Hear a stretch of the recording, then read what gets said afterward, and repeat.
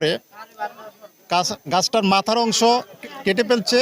তখন দেখা গেছে যে গোড়ায় যে অংশটা আছে এবং এইটার পিছনে ফাঁকা আছে, আর উপরের অংশটা হালকা, গোড়ার অংশটা ভারী ছিল, তাই জায়গা মতো উঠে দাঁড়ায় গেছে। দাঁড়ায় যাওয়ার পরে গাছটা এখানে দাঁড়ায় ছিল।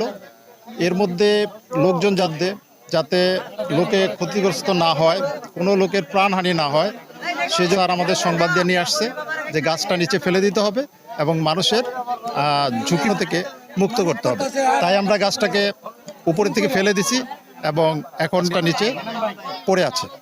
অনেকে অভিযোগ দিয়েছে যে এখানে একটা ঝড়ে উপরে পড়া গাছ পড়ে আছে, যে কোনো সময় দুর্ঘটনার সম্মুখীন হতে পারে।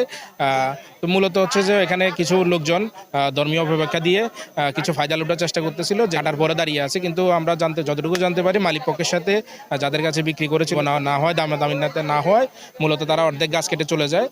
তো সেই লক্ষ্যে আমরা অভিযোগ এসে দেখি যে মূলত গাছটা একটা মূল অংশ যেটি গাছের সেটার সাথে লেগেছিল। তো পরবর্তীতে ফায়ার সার্ভিস মাধ্যমে আমরা গাছটা কেটে ফেলার পরবর্তী আপাতত সরিয়ে রেখেছি। তবে আমরা বাড়ির গাছের যে মূল মালিক তিনি প্রবাসে থাকার কারণে ওনার সাথে আমরা ভিডিও কলে কথা বলেছি। তো উনি বলেছেন যে গাছটা কেটে যাতে স্থানীয় মসজিদ উপজেলা প্রশাসনের পক্ষ যদি আমি বিক্রি করে দিই তার কোনো আপত্তি নেই। কেউ এটার মধ্যে বিশ্বাস করে, কেউ একটু মাটি নেয়, কেউ একটু শিকড় নেয়, কেউ মনে করে এটা নিলে এটার মধ্যে একটা উপকার, একটা আকাঙ্ক্ষা, যে জিনিসটা নিয়ে তাদের একটা পুনর্বাসন করার এই ধরনের। এটা কাল বৈশাখের জ্বরে গাছটা যখন উপড়াইয়া পড়ে তখন আমি ঘরে ছিলাম, যাই হয়েছে তখন আমরা বেরিয়ে দিই গাছটা উল্টের দিকে পড়ে গেছে। আর এই গাছটা পড়ার পরে তখন কাঠুরি আইন এটা কাটা হয়েছে। কাটার পরে মাসখানেক বিক্রির জন্য ব্যাপারী আনা হয়েছে। ব্যাপারী যেদিন আনছে ওই দিন গাছটা দামাদর করে গেছে। যেদিন বিক্রি করছে আসরের পরে মাগরিবের আগে গাছটা নিজে নিজে দাঁড়াই গেছে।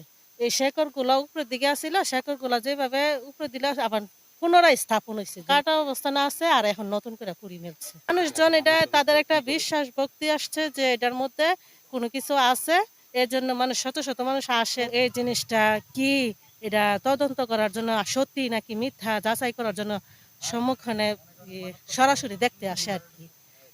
করলাম যদি আল্লাহ মনে এক দেখ সিন্নি রান্দা দেবো, হ্যাঁ মনত করে গেছে যদি আল্লাহ। আমরা না আইছে 4-5 জন আইছে।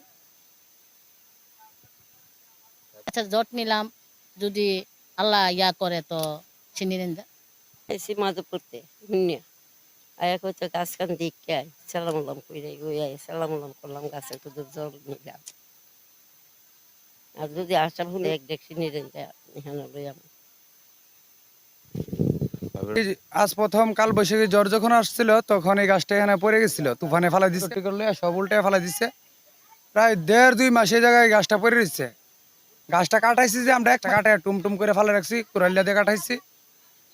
কিছুদিন আগে 37,000 টাকা গাছটা, কুরবানিদের 3 দিন আগে দুপুর টাইমে গাছটা কিনা বেচে হয়েছে, 37,000 টাকা বিক্রি করছে। ওই লোকে আবার টাকা টুকা আমরা কিছু দিচ্ছে, দিয়া নিয়ে যাবো। এই কথা বলার পর গাছটা এমনিতেই মাগরিবের টাইমে হঠাৎ গাছটা জায়গা করতেছে, আমি রুমে ছিলাম, জায়গাতেছে চাচ্চু গাছটা দাঁড়াই গেছে। আমি কারে কাটা গাছ কিভাবে দাঁড়াইবো, কি কো তুমি? হ্যাঁ চাচ্চু দাঁড়াই। আমি গাছে তুমি যাও চাচ্চু যাইতেছি, আয় দিই ঠিকই গাছটা দাঁড়াই গেছে। তখন আমি এটা কেমনে দাঁড়াইলে আমরা কেমনে কমো, 1 সেকেন্ডের মধ্যে একটা নামাজের শেষ দাঁড়াইতে যতক্ষণ সময় লাগছে অতক্ষণ সময়ের মধ্যে গাছটা দাঁড়াই গেছে।